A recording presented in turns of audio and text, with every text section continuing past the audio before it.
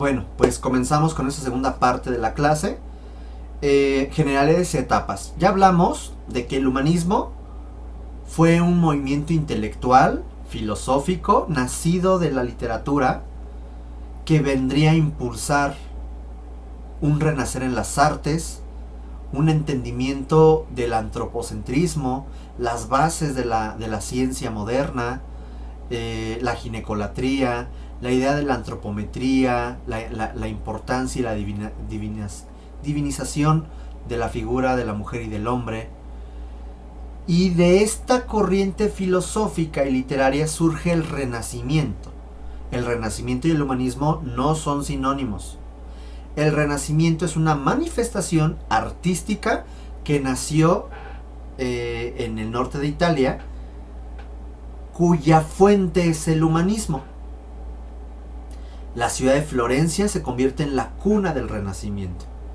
Y el Renacimiento se va a desarrollar entre el siglo XV y el siglo XVI. En el siglo XV se le conoce como el Quattrocento o el primer Renacimiento. Y en el siglo XVI se le conoce como el Cinquecento.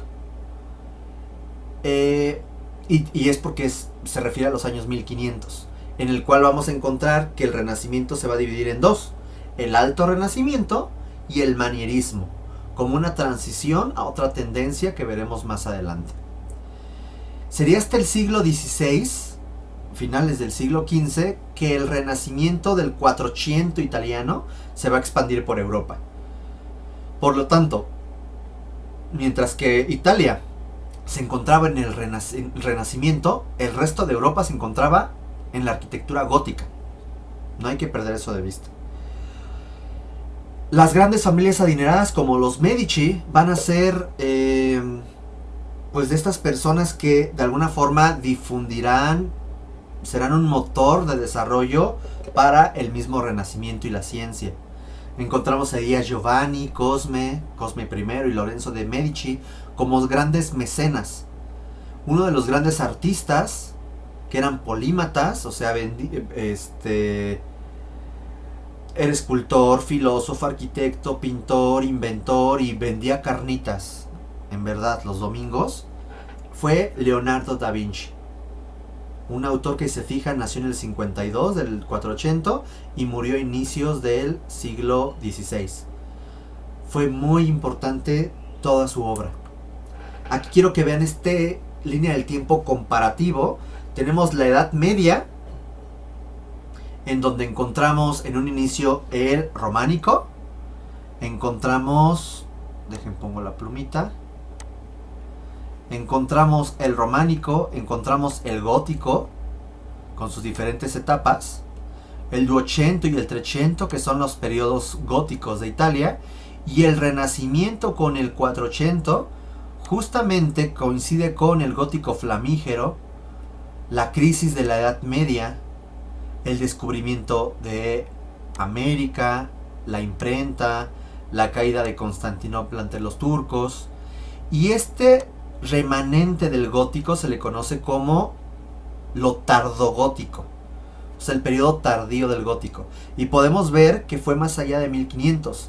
España, los países alemanes, Inglaterra, Francia, tuvieron durante el siglo XV, o sea, el 400, una mezcla entre el gótico e influencias renacentistas. Pero hasta el siglo XVI es cuando vemos un renacimiento en esos países. Dijimos que el 400 y el 500 son las dos etapas. Me voy a centrar en esta. El 400 tiene como cuna Florencia, es el centro cultural del mecenazgo, gracias a los Medici, y surge la obra de autor. En la Edad Media no se conocía quién era el autor de las obras. Aquí sí, todo va firmado. Lo hizo fulanito de tal. Y vamos a encontrar arquitectos como Filippo Brunelleschi, Leon Battista, ahí está mal escrito, es Leon Battista Alberti, Michelozzo, Luca Ganzielli, Giuliano da Maiano, Giuliano da Sangallo, etc. Mientras que en el Cinquecento, en el siglo XVI, Florencia ya no es el centro cultural. Ahora vamos a tener dos influencias culturales, que es Roma y Venecia. Mientras que en el 400 los Medici eran los grandes mecenas, ahora en el 500 vamos a tener a los papas como los grandes mecenas del Renacimiento y a la aristocracia en Venecia, la burguesía. Y es aquí en el 500 cuando se habla de la perfección. Después veremos a qué se refiere todo eso. Tenemos las tres cunas del Renacimiento: Florencia con el primer Renacimiento, Roma con los papas en el 500 y Venecia en el mismo periodo del 500. Se plantea una ciudad ideal. La ciudad ideal lo que va a buscar es planificar a partir de la geometría, una búsqueda compositiva, juego de perspectiva, relación de plaza-edificio, calles amplias y remates, énfasis del espacio público, relación con el paisaje, el empleo de los jardines, que esto viene a ser algo muy, muy importante en este periodo. Surge la ciudad ideal, que fuera igualitaria y una ciudad intelectual. Y surgen las ciudades fortalezas. La siguiente clase veremos algunos tratadistas que hablan sobre este tipo de ciudades ideales. La ciudad se convierte en un referente de cómo tendría que ser una ciudad. Y si vemos esta imagen de un autor desconocido, podemos ver cómo hay elementos que nos recuerdan a la arquitectura romana, como un arco del triunfo o un anfiteatro o coliseo. Ciertos palacios que nos recuerdan a las viviendas romanas, y grandes plazas con columnas. Significa que estamos siguiendo una influencia meramente del Imperio Romano. Hay que recordar que después de la caída de Roma, Italia se fragmenta y justamente el Renacimiento trata de dar una unidad intelectual para alcanzar una gloria que se había perdido, que era la antigua Roma. Vamos a tener ciudades fortaleza como esta, que se llama Palmalova, de Scamozzi. Y es interesante, existe, ahorita les enseño, en el centro está una plaza con una torre, hay una traza radial y existen unas murallas en talud con unos baluartes. ¿Qué es un baluarte? Este es un baluarte. Y fosos que impiden... Bueno, ya me adelanté. Esta es actualmente la ciudad de Palmalova, sí existe. Tiene sus limitantes. Es muy rígido, no puedes ampliarte, no puedes hacer muchas cosas. Quien le interese, dense un recorrido en Street View para que conozcan la ciudad de Palmalova. Y esto se encontraba en la región norte de Italia, y como era una zona de mucho conflicto con los alemanes, pues preferían amurallar las ciudades. Los jardines se convierten en otro de los elementos comúnmente desarrollados durante el Renacimiento. Los grandes jardines renacentistas italianos, por su perfección, su traza, ¿cómo decirlo? La perfección de su poda, de sus colores, de su diseño, era algo que se buscaba mucho con el Renacimiento. ¿Qué pasaba con la arquitectura? Para entender la arquitectura hay que hablar de tres aspectos: funcional, lo formal y lo constructivo. De lo funcional se buscaban plantas basilicales. ¿Qué es una planta basilical? Esto. Luego lo veremos con mayor detalle. Centralizadas. Insisto, después vamos a ver esos ejemplos, no vamos a poder ver todo hoy. La gran importancia del patio como componente rector. Diseño de niveles según el uso y jerarquía, ahorita les explico eso. Se retornan a las formas simples en relación con la escala humana. Se emplean las proporciones y un claro lenguaje compositivo. Se busca una horizontalidad en las fachadas, por lo tanto las fachadas tienden a ser así. Se usa indistintamente frontones. Los frontones, ya saben, son estos elementos triangulares. Las torres, arcos del triunfo. Mientras que en lo estructural constructivo, el arco de medio punto, ya conocemos cuál es el arco de medio punto, es el más utilizado junto con las columnas, las pilastras. Las pilastras son columnas pegadas al muro. O sea, en planta, en lugar de que se vea así, en planta se ven así. Y este es el muro. Esto es una pilastra. ¿Ok? Bueno. Luego, se genera la orden gigante, que ahorita se las enseño. Entablamentos, empleo de casetones. Todo esto lo vamos a ir viendo, ¿eh? No entren en pánico. El manejo de cubiertas de 2 aguas, de madera, cúpulas sobre pechinas y arcos torales, semiesferas.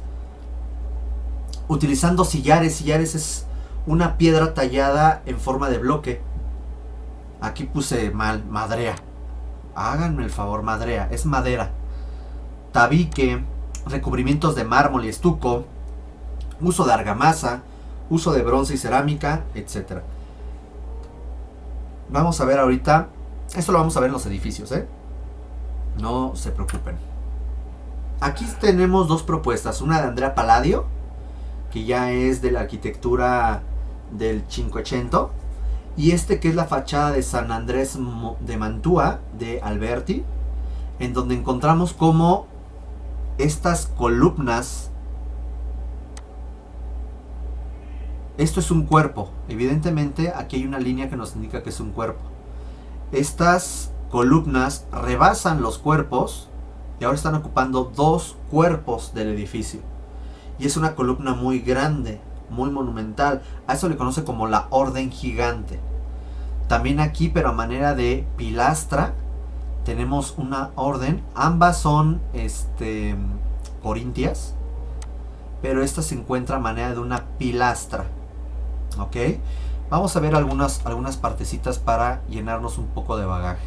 Esto es el... ay, se me fue. Perdón. El frontón. Este es el frontón, este triángulo. La parte interna se llama tímpano. Vamos a encontrar esto que se llama entablamento. Vamos a encontrar un arco de medio punto. Estos triangulitos se llaman albanegas. Esto es el intradós de una bóveda de cañón corrido casetonado, porque tiene forma de casetones, que es algo muy romano. De hecho, esto nos recuerda un tanto a un arco del triunfo, pero tiene nichos y puertas a los lados porque es una iglesia. ¿Ok? En cuanto a decoración, es una decoración sencilla y sobria, pero busca un empleo recurrente de grutescos. Los grutescos son elementos como estos, que son elementos vegetales, fantásticos, hojas. Cenefas, que son representaciones en línea, en sentido vertical o horizontal, como este tipo, que buscan representar cambios de materiales, el manejo o énfasis en los muros. Encontramos el manejo de guirnaldas en piedra como esto, muy romano, el manejo de medallones como esto, el manejo de almohadillados. Estos se llaman almohadillados, y esto es un almohadillado rústico que está como picoteado. Los candelieri, que son forma de candelabros, como estos, son dibujos de candelabros. Los putti, sé que se escucha feo, pero bueno, los puttis o angelotes son estas representaciones de querubines, niños, etc. En bajorrelieves y pinturas. Estas son las representaciones decorativas usadas en el Renacimiento. En cuanto a la expresión artística, se va a evocar a lo antiguo, la búsqueda de la imitación de la naturaleza para alcanzar la perfección, el manejo de la perspectiva, gracias a los trabajos de precursores como Durero y Alberti, que vamos a también platicar la siguiente clase. Entonces la perspectiva, ya no eran dibujos planos como en la Edad Media, que estaban todos así de lado, o como los egipcios. Ahora buscan representar la tridimensionalidad. Se representa la antropometría, o sea, las dimensiones del cuerpo humano, y el manejo intenso de la luz. Se buscan temas profanos y clásicos como desnudos, que era una belleza idealizada, representaciones ecuestres, gente en caballos, representaciones mitológicas griegas y romanas, temas religiosos y el manejo de bulto retrato, ¿no? Retratos que de pronto eran esculturas que formaban un bulto. Se manejaba en pintura al fresco, esto quiere decir que una vez que ponías el acabado, inmediatamente pintabas con pigmentos y el acabado, el estuco, absorbía la pintura y se quedaba para siempre. Mientras que la pintura al temple son pigmentos mezclados con huevo a manera de un óleo con aceites y se pintaba encima de los muros. Entonces eso era algo muy muy importante. Hay estas dos técnicas. Pintores que vamos a encontrar, no es clase de pintura ni mucho menos, pero vamos a ver algo muy general. Leonardo da Vinci, Donatello, Masaccio, Frangélico, Verrocchio, Sandro Botticelli, en fin, hay muchísimos. Quiero nada más mostrar pinturas. Quiero que vean el color, la antropometría, el manejo del cuerpo, de las escalas, de las dimensiones del cuerpo, la desnudez. O sea, simplemente ver los genitales de Adán, de Adán y Eva, en esta representación, pues, quizás hasta es escandaloso, ¿no? Y en ese entonces era algo así de, le estamos viendo los genitales a Adán, ¿no? La representación de la perspectiva, por ejemplo, en esta pintura donde se encuentra Cristo, el mismo diseño de los ambientes muy romanos, los arcos, los medallones, las estrías de las columnas, etcétera. Ese tipo de cosas son una arquitectura muy romana. Quiero que vean, aquí hay pinturas de Masaccio del 420, 1420. Estas que son, se considera, por ejemplo, en el centro, el David de Donatello, es el primer desnudo que se hizo desde los griegos. O sea, pasó muchísimos años. Tenemos el monumento de Gatamelata, la escultura del David en bronce, que es hermosa, es sublime, y la escultura de Judith y Holofernes, que es una representación bíblica, de Donatello. Donatello es este gran escultor, Tortuga Ninja también, este gran escultor que viene a hacer un cambio en que ahora las esculturas no tienen que estar pegadas a la arquitectura, pueden estar exentas. Encontramos obras como Frangélico, temas religiosos, esculturas y pinturas religiosas de Verrocchio. Ahí encontramos el bautizo de Cristo por San Juan Bautista. El escorzo, que es pintar en esta perspectiva. Encontramos la Lamentación sobre Cristo muerto de Andrea Mantegna, que también hizo arquitectura. Encontramos el retrato de Simonetta de Vespucci, de Piero di Cosimo, de 1780. La idea de la desnudez, que era algo que en la Edad Media no se podía ni concebir. Encontramos las grandes obras de Sandro Botticelli en 1482 con La Primavera, estas telas tan delgadas que permiten ver la figura de las tres gracias que se encuentran aquí, la figura de la primavera y ciertas alegorías del viento, la vegetación, etcétera. El nacimiento de la Venus, ¿no? Que es una de las pinturas más conocidas por todos nosotros, en donde vemos un desnudo parcial, y esta idea mitológica de cómo nació Venus, ¿no?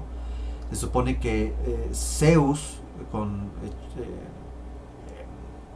el semen de Zeus cayó al mar, y del mar se hizo espuma y se genera una concha, y de esa concha salió Venus, Afrodita. Bueno, pues ahí está la representación, ¿no? Esta pintura, que es Cristo entrega las llaves del cielo a Pedro, quiero más allá que vean todo ese ritual religioso, el fondo, la perspectiva, los edificios, algo muy romano, el espacio público, que además en Europa no era muy común. ¿Cuáles son los grandes exponentes de la arquitectura renacentista? Ojo, acuérdense, el Renacimiento se divide en dos etapas. Ahorita solo estamos viendo la primera etapa, llamado el primer Renacimiento, o el 480, ¿ok? Por eso hay algunos que no voy a mencionar aquí, tanto pintores o escultores, como Miguel Ángel, que es el gran maestro. Él es más del 580, por eso vamos a platicar de estos otros autores. Hay tres grandes arquitectos italianos: Filippo Brunelleschi, León Battista Alberti y Donato Bramante. Así como otros arquitectos no menos importantes, pero sí quizás su obra es un poco más específica, como Giuliano da Sangallo, Michelozzo de Bartolomeo, Luca Ganzielli, Giuliano de Maiano, Luciano Laurana, Bernardo Rossellino, Francesco di Giorgio Martini y Andrea Mantegna. Pregunta de examen: ¿cuáles son los tres grandes arquitectos del 480? Brunelleschi, Alberti y Bramante. ¿Qué hicieron estos tipos? Primero, tenemos a Filippo Brunelleschi. Quiero que vean cómo esta iglesia de Santa María de las Flores, todo esto que estoy englobando, es gótico. Un gótico italiano. Resulta que nunca se construyó la cúpula. Porque, ¿qué creen? Las cúpulas no existen en el gótico. No porque no pudieran hacerlas, sino porque no era parte de la tendencia. El gótico no tiene cúpulas. Tiene torres, que es otra cosa. Agujas, chapiteles, que es otra cosa, ¿ok? Por lo tanto, hubo un concurso en el cual se tenía que proponer una cúpula. Pero debido a la altura, que está muy alto, y a la disposición geométrica era muy difícil. Por lo tanto, él, en 1421, Brunelleschi decide hacer una propuesta que ganó el concurso. Y esta propuesta era, a través de la estructura original, generar una estructura de madera a manera de andamios, para que con poleas subir el material. ¿Qué materiales? La cúpula va a tener una doble piel. Por eso vemos que aquí en el centro existe un vacío. Vean. Esta doble piel va a estar formada por un esqueleto de piedra que va a juntar cada una de sus aristas. Que además tenía un error la traza de la iglesia y no coincidía cada una de estas aristas. ¿Qué aristas? Las que estoy rayando aquí. No coincidían. Entonces tienen una ligera diferencia. Estas son costillas de piedra. Y el paramento, o sea, el intrados y el extrados, se va llenando por una serie de tabiques. Por lo tanto, genera una doble piel de tabique con una estructura o un esqueleto de piedra. ¿Ok? Además de que, si se fijan, y de hecho les voy a poner un video, no ahorita, en el grupo de Facebook. Si se fijan, esto no es un arco de medio punto. Tampoco es una cúpula peraltada. Es una cúpula que tiende hacia lo ojival. Esto es lo ojival y esto es una onda más renacentista. Por lo tanto, es una propuesta ojival, de una cúpula ojival, o lancelada, también se puede decir así, con una doble piel de tabique, con una estructura de piedra y una linternilla en la parte superior. Esto vino a romper los cánones de la arquitectura gótica y vino a dar una posible alternativa basado en las matemáticas, considerando que la naturaleza, para los eruditos de la época, las matemáticas, la sección áurea, era sinónimo a naturaleza y sinónimo a perfección. Por lo tanto, esto viene a representar esa idea de mimetizar la naturaleza. ¿Ok? Hay obras más chiquitas como el Hospital de los Inocentes, igual de Brunelleschi, en donde podemos ver el manejo de un sistema de arcos de medio punto con columnas, medallones en las albanegas, un manejo de un entablamento muy sencillo, ventanas rematadas con un frontón, y se acabó. Aquí tenemos la imagen del pasillo. Vean cómo se generan estas cúpulas, que se llaman cúpulas de pañuelo o vaídas. Se generan en cada una de las arcadas y los muros. Y tenemos aquí además un refuerzo de hierro que es original, esto no es posterior, para evitar que el arco se abra. Es como un cinturón. Tenemos otras obras como las iglesias de Santa María, de la iglesia de San Lorenzo en Florencia. Vean la suntuosidad de la arquitectura gótica. De pronto regresamos a una tendencia más bizantina, más paleocristiana, con una nave basilical, con 3 naves basilicales, perdón. Esas son naves laterales, nave central, capillas laterales y este es el altar. Con un claristorio en la parte superior y una cubierta de madera que te impide ver la armadura de la cubierta. Encontramos la gran importancia de la búsqueda de sección áurea, de modulación, de proporción para el diseño de esta arquitectura. Ahí podemos encontrar el corte, se encuentra dentro de un rectángulo áureo, en donde hay estudios de sección áurea para generar líneas reguladoras. Esta es una línea reguladora que te está regulando la composición del proyecto.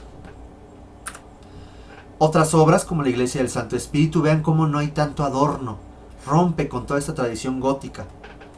El interior es más adornado por las molduras, por el tipo de capiteles. Estos son molduras, por el tipo de cubierta, el arco del triunfo. Aquí podemos ver cómo hay una cúpula. Esto se llama... estos son los arcos torales. Y estos arcos torales van a generar unos triangulitos que se llaman pechinas. Y esas pechinas van a tener unos medallones. Vamos a encontrar la capilla Pazzi, en donde encontramos una planta centralizada. ¿Qué es una planta centralizada? Aquí encontramos un círculo y podemos entender que se genera una cruz. Una cruz muy a la usanza griega. Esa es una planta centralizada. Encontramos además una influencia romana con este pórtico, con estas columnas 1, 2, 3, 4, 5, 6. Se le llama portada hexástila porque tiene 6 columnas, un arco de medio punto en el centro, lo cual viene a ser algo que posteriormente se le va a conocer como arco serliano. Después lo platicamos. Igual la idea de un frontón, la idea de una platabanda con estas partes laterales se llaman jambas, con sus ventanas, un ojo de buey u óculo. En la parte de arriba tenemos un tambor liso con sus óculos que vienen a ocultar el extrados de esta cúpula, que además marca sus costillas en piedra. Muy interesante la propuesta. Otro de los autores es León Battista, otra vez Bautista, qué menso, es León Battista Alberti, con una de sus principales obras. Él es un gran tratadista, lo vamos a ver en la siguiente clase. Una de sus principales obras es Santa María la Novela, Santa María la Nueva, en donde quiero que vean esta imagen, como todo esto es arquitectura medieval. Tanto la torre como la concepción es medieval. De hecho, aquí se puede ver un acceso muy gótico. Sin embargo, la fachada, que eso es lo que va a pasar en el primer Renacimiento, se comienzan a hacer cambios lentos y paulatinos. La fachada viene a ser una representación geométrica, cuidadosa, estudiada, con el manejo del mármol muy interesante para generar esta composición. En forma nos recuerda a las antiguas basílicas paleocristianas, generando aquí un róleo con un manejo muy interesante del mármol, con una ventana coral a manera de un antiguo rosetón gótico, el frontón con su tímpano. Estas son pilastras con un entablamento muy sencillo que nos recuerda a las metopas y triglifos que después veremos. De hecho, creo que en la siguiente clase, o no sé en cuántas clases lo vamos a ver, la representación de los arcos. Y bueno, aquí vemos un cierto caos, pero eso es porque era original del edificio, ¿ok? Pero vean cómo de pronto se busca una unidad, una armonía compositiva, y encontramos detalles como estos, tanto de pinturas como el intradós del arco. Lo vemos modulado y con bajorrelieves. La clave del arco se enfatiza con una escultura y una serie de molduras en la cara del arco. Es una joya en cuanto a la precisión y a la composición esta fachada. Vean, aquí podemos ver una serie de líneas reguladoras que a partir de proporción, la proporción es la relación de un segmento con el todo, de una parte con el todo. ¿Cuántas veces se va a repetir el grosor de la columna en altura? ¿Cuántas veces se repite la columna en toda la fachada? ¿Cuántas veces se repite? Aquí podemos ver que hay 2 cuadrados. La altura de estos son 2 cuadrados. ¿Ok? En cambio, todo esto está inscrito en un juego de cuadrados, círculos, líneas reguladoras que se utilizaron para la propuesta arquitectónica. La iglesia de San Andrés de Mantua. Por favor, no quiero que se aprendan los nombres de los edificios.